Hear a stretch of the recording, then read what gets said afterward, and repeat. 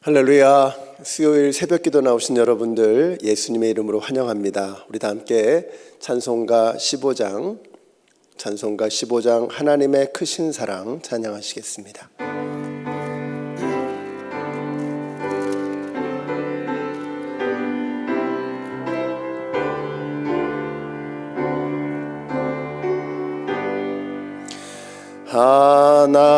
하나님의 크신 사랑 하늘에서 내리사 우리 맘에 항상 계셔 온전하게 하소서.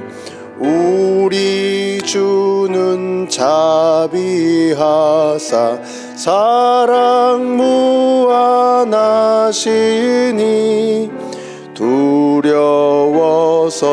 떠는 자를 구원하여 주소서. 걱정 근심 많은 자를 성령 감화하시며 복과 은혜 사랑받아 평안하게 하소서. 처음과 끝이 되신 주님 항상 인도하셔서 마귀 유혹 받는 것을 속히 끊게 하소서. 전능하신 아버지여 주의 능력 주시고 우리 맘에 임하셔서 떠나가지 마소서. 주께 영광 항상 돌려 천사처럼 섬기며 주의 사랑 영영토록 찬송하게 하소서. 우리들이 거듭나서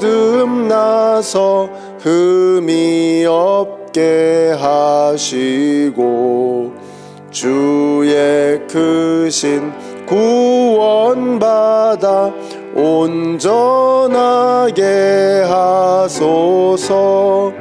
영광에서 영광으로 까지 이르러 크신 사랑 감격하여 경배하게 하소서.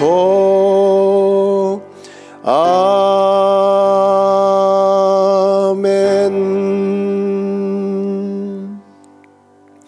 오늘 우리에게 주시는 하나님의 말씀은 요한 1서 4장의 말씀입니다. 요한 1서 4장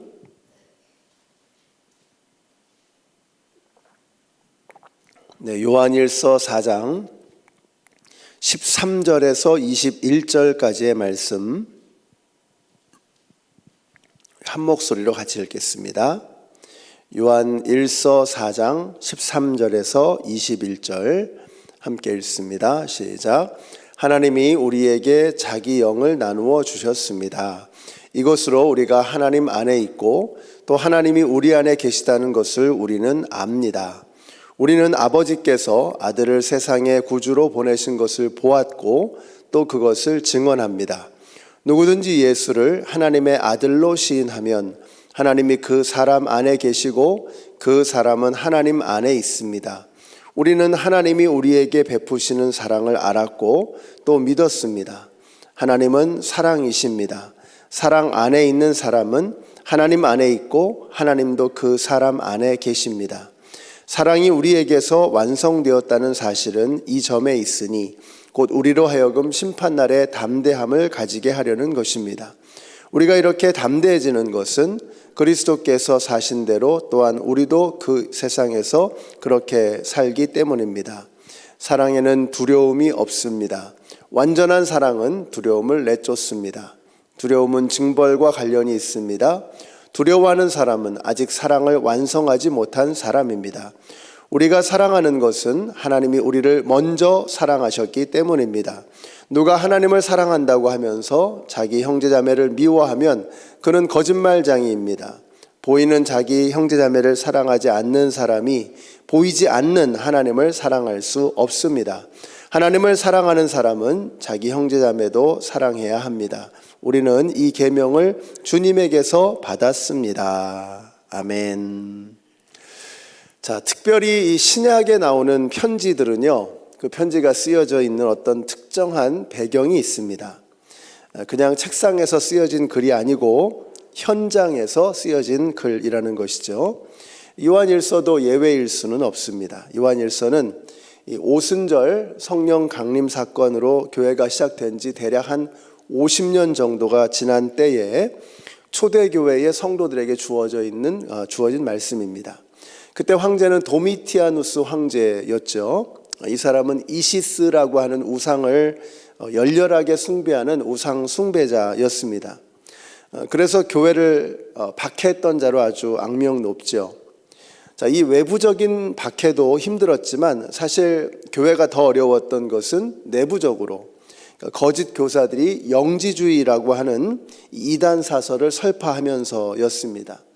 이 영지주의는 헬라 철학의 특징을 따라서 이제 이원론적으로 세상을 보는 거죠. 영과 육으로 분리를 하는 것입니다. 자, 그러다 보니까 영이신 하나님이 육으로 인간의 몸으로 오셨다는 것, 예수님의 성육신이 이게 이해가 안 되는 겁니다. 영은 영이고 육은 육이지. 그러니까 이 영은 영이고 육은 육이니까 영적으로 구원받았다는 받았다고 한다면, 우리가 만약에 영으로 구원받았다면 육은 무슨 죄를 지어도 상관이 없다는 것입니다. 바로 이러한 이단 사설에 대한 영적 전쟁의 지침서, 이게 바로 요한일서입니다. 그냥 막 살면 안 된다는 거죠. 구원받은 우리는 구원받은 사람답게 살아가야 한다. 막 살면 안 된다. 자, 그러면 어떻게 살아야 하느냐 하는 겁니다. 자, 1장으로 잠깐 좀 가보실까요? 이제 요한일서가 거의 끝나갈 때쯤이 되니까 요한일서 전체를 좀 구조를 조금만 보면 좋을 것 같습니다. 자, 1장으로 잠깐 가보시면 예수님이 우리에게 오셨다는 거예요. 1장이 이렇게 시작이 되죠. 예수님이 오셨다는 거예요. 자, 오신 목적이 뭐냐? 1장 3절을 보세요. 중요한 단어가 나오는데 사귐이라는 단어가 나옵니다. 많이 들어보셨죠? 코이노니아라고 우리가 보통 얘기를 하고, 이게 코이노니아라는 말은 뭐 친교, 또 이 빌립보서에서 보면 이게 뭐 참여한다, 동참한다 이런 식으로도 표현이 되고요. 사귐 이런 식으로 번역을 할 수가 있는 말입니다. 여러 가지 뜻이 있는데 뭐 친교, 사귐, 참여, 동참 뭐 이런 식으로 이제 번역이 되죠. 근데 이게 사실은 성경 전체를 관통하는 핵심입니다. 너무 중요한 단어입니다. 그래서 전에 그런 말씀드렸죠. 인티머시, 성경의 핵심을 인티머시다 이렇게 말씀을 드린 적이 있습니다. 하나님과 우리 사이에 막힌 담을 허물고 사람과 사람 사이에 막혀있는 담을 허물고, 그래서 이 인티머시를 회복하는 것. 예수님께서 오신 목적이 뭐냐? 이 하나님과의 인티머시, 또 사람과 사람 사이의 인티머시를 회복하기 위해서 오셨다는 거예요. 그래서 아담과 하나님이 친했죠. 처음에는 아담과 하나님이 친했습니다. 그러다가 죄가 들어와서 모든 것을 망쳤습니다. 그래서 하나님과 아담 사이의 관계가 무너지고 또 아담과 하와와의 관계가 무너지는 이런 일들이 이제 벌어졌던 것이죠. 이 무너진 인티머시를 회복하기 위해서 예수님이 오셨다는 거예요. 그래서 성경은 이 모든 말씀을 이 인티머시의 관점에서 이 인티머시를, 친밀함을 회복하는 구원의 이야기, 이것을 성경의 말씀이라고 볼 수 있겠죠. 이게 신앙의 핵심입니다. 그래서 예수님 말씀하셨잖아요. 하나님을 내 생명을 다해서 모든 호흡과 모든 것을 다해서 하나님을 사랑하라. 이것이 크고 첫째 되는 계명이요 둘째도 이와 같으니 내 이웃을 내 몸과 같이 사랑하라. 그러니까 이 십계명 그리고 예수님의 말씀의 핵심이 뭐냐면 하나님을 사랑하고 이웃을 사랑하라는 거예요. 인티머시를 회복하라는 것입니다. 그것을 위해서 예수님이 오셨다는 거예요. 자, 그러니까 2026년에는요, 이 하나님과의 친밀함 그리고 사람들과의 친밀함을 회복하는 그런 한 해가 되어야 되겠다 이렇게 결심하시고 시작하시는, 그래서 하나님하고 더 친해지시고 여러분의 예배가 더 뜨거워지고 큐티 말씀 묵상이 더 하나님과 더 가까워지는 그런 기회가 되기를 바라고요. 또 이웃과 또 가정에서 아내와 남편, 자녀들과 부모님들과 또 우리 교회 형제 자매들과 더 친밀해지시는 그런 한 해가 되어야 되겠다. 이게 예수님의 바라시는 거거든요. 성경 전체에 우리를 향한 메시지거든요. 이 사귐, 인티머시를 회복하는 것이다. 자, 하나님은 빛이신데 우리가 어둠 속에 있으니까 하나님과 사귐이 안 되잖아요. 빛 대신 하나님과 어둠 가운데 있는 우리가 만날 수가 없잖아요. 그래서 1장에서 하나님은 빛이시라는 말씀을 하고 2장에서부터 어둠 속에 있는 우리를 빛으로 인도하시는 예수님에 관한 얘기가 나오는 겁니다. 그리고 3장과 4장에서는 사랑, 사귐에 관한 이야기를 하고 있어요. 하나님께서 사랑이시니 사랑할 때 하나님을 알게 된다는 거예요. 당연하잖아요. 하나님이 사랑이시라면 우리가 사랑을 실천함으로써 하나님은 이런 분이시구나 라는 것을 알게 되는 거죠. 반대로 사랑하지 않으면 하나님을 알 수 없다는 거죠. 자, 그러면 우리가 이제 사랑을 하면 어떤 일이 벌어지느냐? 자, 오늘 말씀으로 이제 가서 놀라운 일이 벌어지는 거예요. 오늘 말씀 바로 앞에 4장 12절의 말씀, 4장 12절의 말씀 함께 보겠습니다. 자, 요한일서 전체를 지금 이제 이렇게 살펴보는 거예요. 자, 4장 12절 같이 읽겠습니다. 시작. 지금까지 하나님을 본 사람은 없습니다. 그러나 우리가 서로 사랑하면 하나님이 우리 가운데 계시고 또 하나님의 사랑이 우리 가운데서 완성된 것입니다. 이런 거예요. 하나님 모르는 사람이 우리 교회에 왔다고 한번 가정을 해보세요. 이 사람이 도저히 믿어지지가 않는 거예요. 근데 이 사람은 안 믿겠다는 말이 아니라 믿고 싶은데 잘 믿어지지가 않아서 어려워하고 있는 거죠. 뭐가 좀 손에 잡히면 좋겠는데 감이 안 잡힌다는 거예요. 우리가 다 그랬잖아요. 자, 그럴 때 예수님을 믿는 사람들을 보면 감을 잡는 거야. 이런 거구나, 이런 거겠구나 라고 감을 잡기 시작하는 거죠.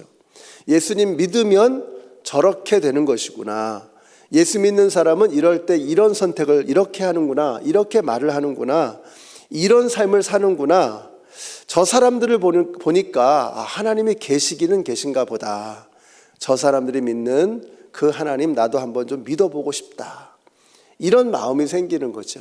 그래서 우리가 하나님의 사랑을 실천할 때 이 보이지 않는, 눈에 보이지 않던 하나님이 하나님은 저런 분이실 거야 라고 하는 게 이제 감이 잡히기 시작하는 거죠. 반면에 우리가 사랑하지 않고 하나님의 사랑을 실천하지 않고 그냥 막 살면 그럼 하나님이 어디 있어? 하나님 믿는다는 저 사람들이 하는 거 보니까 하나님이 없나 보다, 하나님이라는 존재가 그렇게 좋은 분이 아닌가 보다, 이런 생각을 하게 되는 것이죠. 자, 그러나 여러분, 여기서 중요한 게 있습니다. 아주 이게 중요한 것인데, 우리가 누군가에게 믿음을 줄 수는 없습니다. 하나님을 알고 예수님을 믿게 되는 것은 오직 성령의 역사라는 거죠. 그래서 13절 말씀 같이 읽겠습니다. 시작. 하나님이 우리에게 자기 영을 나누어 주셨습니다. 이것으로 우리가 하나님 안에 있고 또 하나님이 우리 안에 계시다는 것을 우리는 압니다. 자, 예수님을 믿는 것, 하나님을 아는 것, 그것은 오직 성령의 역사라는 거예요. 지난 주일에 예배를 마치고 나서 예수 영접 모임이 있었습니다. 이제 한국으로 곧 돌아가시는 가정인데 그 가정에 한 분이 예수님을 안 믿으세요. 그래서 예수 영접 모임을 하는데 결국 영접은 못 하셨습니다. 믿기 힘들어 하시는 게 느껴져서 예상보다 모임 시간이 좀 길어지게 됐습니다. 어떻게 해서든 좀 쉽게 설명을 드리려고 했고 최선을 다했는데 결국 영접은 못 하셨어요. 자, 예수 영접 모임을 했는데 예수님 믿으시라고 복음을 1시간이 넘도록 전했는데 근데 못 믿으셨어요. 그러면 제가 낙심을 했을까요? 안 했을까요? 낙심이 되지요. 저도 사람인데. 그런데 희망을 놓지 않았습니다. 느낌이 좋은 거예요. 저는 한국으로 돌아가서 예수님 믿으실 것 같아요. 저는 복음을 전하는 것이 그냥 이렇게 벽돌 한 장을 쌓는 것이다. 굉장히 중요한 생각이거든요. 우리가 누군가에게 복음을 전하고 예수님 믿는 것은 이런 것입니다 라는 것을 설명해 주고 그 사람에게 예수님의 이름으로 작은 것이라도 사랑을 베풀고 따뜻한 말 한마디를 하고 이런 것들이 쌓이고 쌓여서 벽돌 한 장을 쌓는 것입니다. 이런 것들이 쌓이고 쌓여서 주님의 때에 언젠가 그 역사가 이루어지는 거죠. 그러니까 우리가 복음 전했을 때 낙심은 됩니다. 이렇게 아이고 믿으면 좋겠는데 정말 믿고 한국 가시기를 바랬는데 그게 안 된다 그러면 이렇게 좀 마음이 좀 이렇게 아프죠. 그러나 소망을 놓지 않는 거죠. 우리는 벽돌 한 장을 놓았다 이렇게 생각하게 되는 것이죠. 그래서 이분이 이제 그래요. 믿지는 못하겠는데 우리 교회 오면서 좋으셨대요. 믿는 사람들 말대로 이분이 표현하시기를 믿는 사람 말대로 우리 교회가 은혜롭다고 이렇게 표현하셨습니다.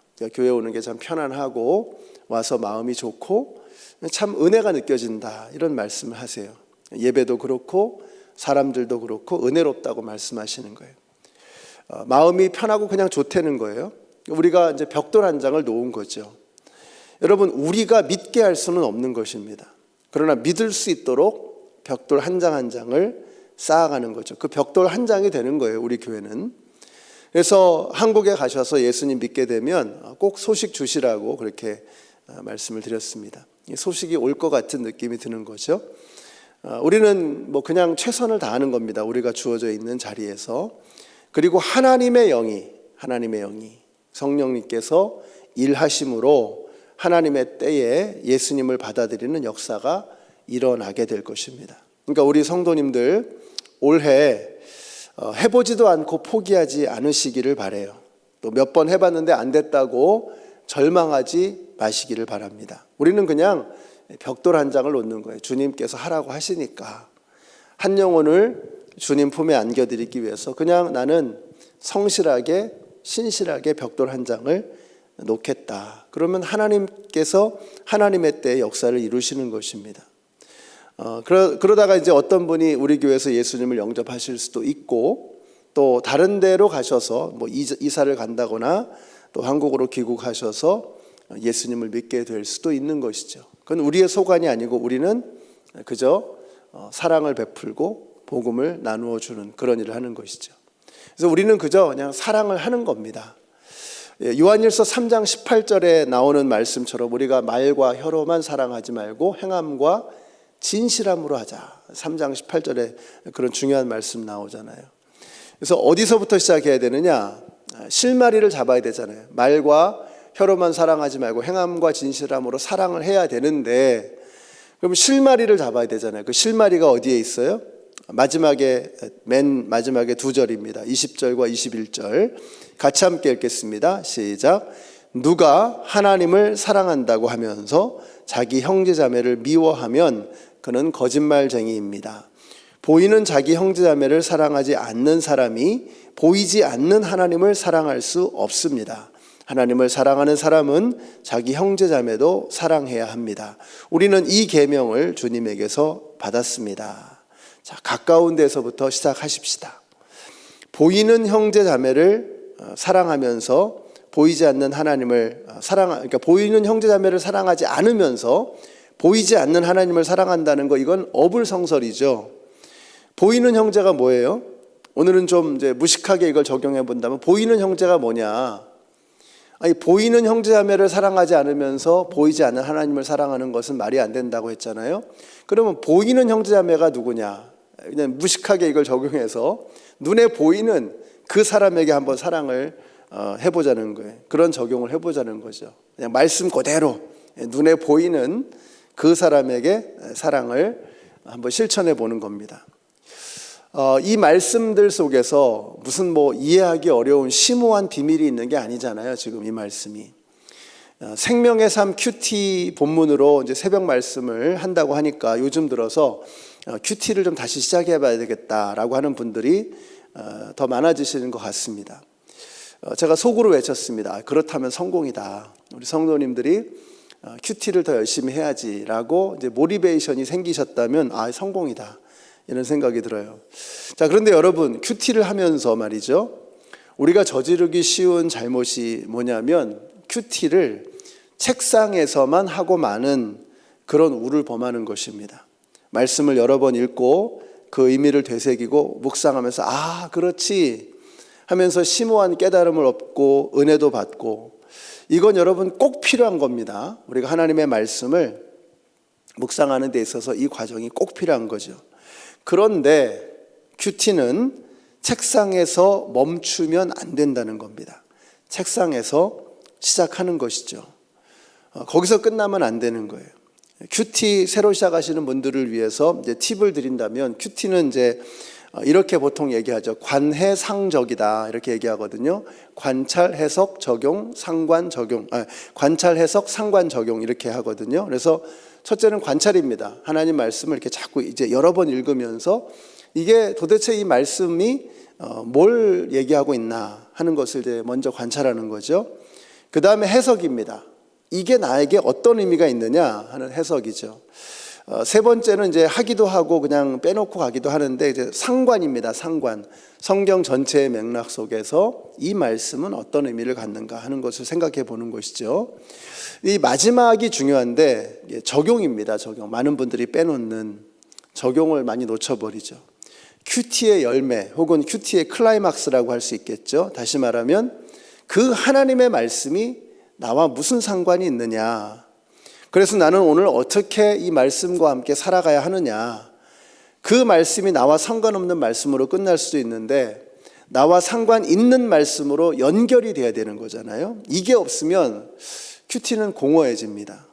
말씀을 이렇게 깨닫고 그렇지, 그리고 아무것도 안 하면, 그 말씀과 상관없이 하루를 살면 큐티는 힘이 사라지는 거예요. 그러면 재미가 없어지는 거예요. 근데 말씀을 묵상하고 그것을 내 삶에 적용을 하고, 그렇지 이렇게 한번 살아봐야지 해가지고 말씀이 능력이 되는 것을 경험하기 시작하면요, 큐티가 달콤해지는 거예요. 그렇지, 말씀과 함께 이렇게 살아야지. 오늘 나의 하나님께서 나에게 뭐라고 말씀하시나, 이걸 붙잡아야 되는 것입니다. 그래서 오늘 말씀에서 어떻게 적용할까? 보이는 사람, 가까이에 있는 사람, 눈에 보이는 사람부터 하라는 말씀이잖아요. 그러니까 집에서 가족들에게 사랑을 실천해 보는 거죠.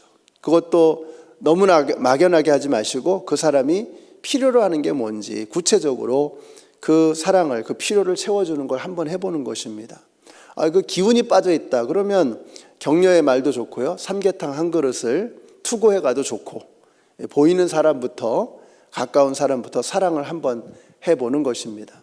그래서 보이는 사람도 사랑하지 못하면서 보이지 않는 사람을 어떻게, 보이지 않는 하나님을 어떻게 사랑할 수 있느냐, 이 말씀이 이렇게 가슴에 탁 도전이 되신다면 한번 눈에 보이는 그 사람부터 사랑을, 작은 거라도 좋습니다. 그런 것을 실천해 보는 거죠. 이런 작은 것들이 1년간 쌓이면 2026년 틀림없습니다. 여러분의 삶이, 우리의 삶이 달라질 것입니다. 그래서 말씀이 큐티가 책상에서 끝나면 안 된다라는 이 말씀 기억하시고 우리에게 주신 이 말씀을 삶으로 적용해 보시는 오늘 하루가 되시기를 예수님의 이름으로 축원합니다. 우리 같이 한번 기도하겠습니다. 오늘 말씀 기억하시면서 오늘 나에게 주신 이 말씀이, 그리고 이제 올해 1년 동안 우리에게 주실 그 말씀들이 주님, 그냥 머릿속에서만 맴돌다 끝나는 말씀이 아니라 내 몸속에 혈관을 돌고 피처럼 돌아서 우리의 손과 발로 그 말씀이 사라지게 하시고, 우리의 말씀 생활이 생활 속에 연결되어져서 그리스도인다운 그런 삶을 살아가는, 그래서 보이지 않는 하나님을 보여드릴 수 있는 그런 삶이, 성도의 삶이 될 수 있도록 하나님 저희들의 말씀 생활, 큐티 생활에 근본적인 변화가 있게 하여 주시옵소서. 우리 같이 한번 합심해서 동성으로 기도하겠습니다. 아버지 하나님 감사합니다. 오늘 이 말씀과 함께 저희들이 다시 한번 우리의 큐티 생활을 돌아보기를 원합니다. 하나님께서 우리에게 주시는 그 말씀이 너무나 소중한 말씀인데 그 말씀을 나와 상관없이 그냥 머릿속에서만 말로만 개념적으로만 관념적으로만 사랑을 외치고 신앙생활을 외치다가 끝나버렸던 저희들의 삶을 돌아봅니다. 이제는 오늘 말씀을 통해서 우리가 이 하나님의 말씀을 어떻게 우리의 삶에 적용할 것인가, 우리가 어떻게 이 말씀을 살아낼 것인가 하는 것을 고민할 수 있는 저희들이 되게 하여 주시옵소서. 하나님은 우리가 하나님과 사귀고 이웃과 사귀는 코이노니아의 삶을 실행하기를 원하시는데, 하나님, 저희들이 그저 막연하게 신앙생활 하는 것이 아니라 하나님의 말씀을 우리의 삶에 구체적으로 적용해보는 그런 믿음 생활을 해나갈 수 있도록 하나님 역사하여 주시옵소서. 하나님, 주님 도와주시옵소서. 우리의 신앙생활에 획기적인 변화가 일어나는 2026년이 되게 하여 주시옵소서.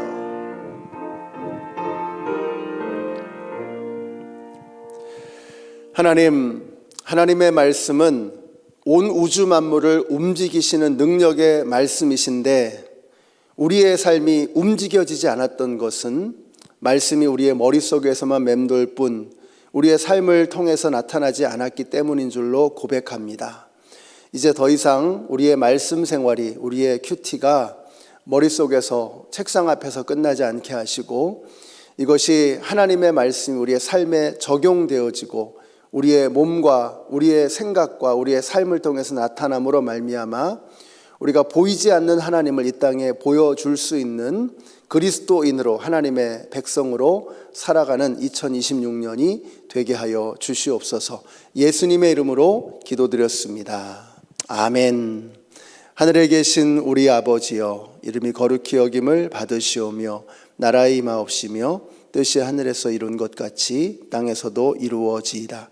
오늘날 우리에게 일용할 양식을 주옵시고 우리가 우리에게 죄 지은 자를 사하여 준 것 같이 우리 죄를 사하여 주옵시고 우리를 시험에 들게 하지 마옵시고 다만 악에서 구하옵소서. 나라와 권세와 영광이 아버지께 영원히 있사옵나이다. 아멘.